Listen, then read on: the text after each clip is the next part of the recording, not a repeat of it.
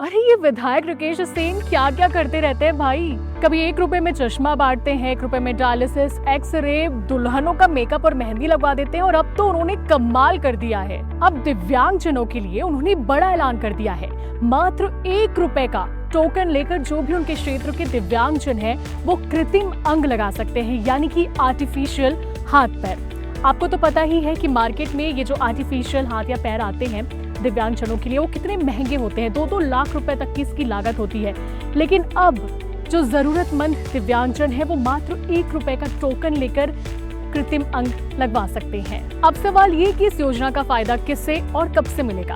तो 21 जून योग दिवस के पावन अवसर पर इस योजना की शुरुआत होने जा रही है और जो भी वैशाली नगर विधानसभा के अंतर्गत आते हैं वही दिव्यांगजन इस योजना के पात्र हों। विधायक राकेश सेन के इस योजना का एक ही मकसद है कि जो भी दिव्यांगजन है वो आत्मनिर्भरता और आत्मसम्मान के साथ जीवन जी सके और उनके चेहरे पर मुस्कान आ सके, और इसीलिए ये योजना लाई जा रही है। बस यही नहीं, 15 जून 2026 से एक और बड़ी योजना वैशाली नगर में शुरू होने जा रही है।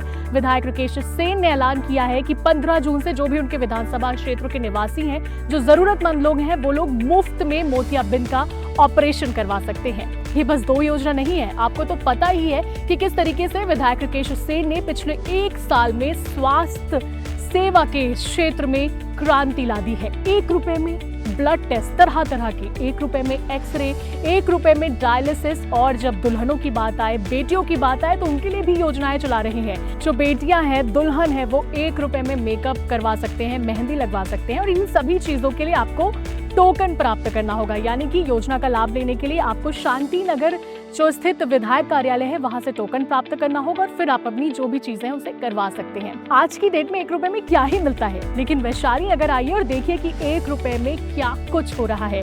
क्या कहेंगे आप विधायक राकेश सेन की इस नई योजना को लेकर, इन पहलों को लेकर? कॉमेंट जरूर करें और साथ ही ऐसे ही खबरों के लिए सीजी भास्कर के साथ बने रहें।